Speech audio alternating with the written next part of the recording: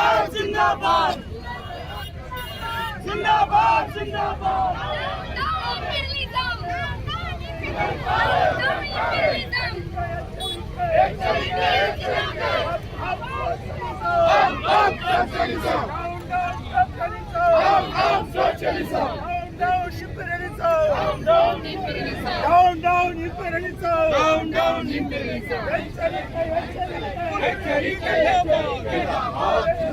శ్రీశైల దేశంపై అమెరికా దాడిని వామపక్ష పార్టీలు తీవ్రంగా ఖండించడమే కాకుండా విశాఖలో నిరసనలకు దిగాయి.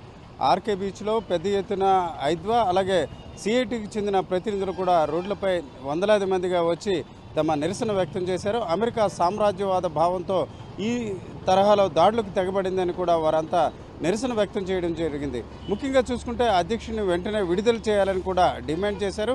ఆ క్రమంలో చూసుకుంటే శనివారం సాయంత్రం దాదాపుగా గంటసేపు ఆర్కే బీచ్ అంతా కూడా దిగ్బంధనం అయినట్టు పరిస్థితి మారింది. వాస్తవానికి చూసుకుంటే సిఐటియు మహాసభల్లో పాల్గొనేందుకు వందలాది మంది దేశవ్యాప్తంగా ఇటు కార్మిక వర్గాలు అలాగే వ్యవసాయ కూలీలు మహిళలు కూడా వచ్చారు.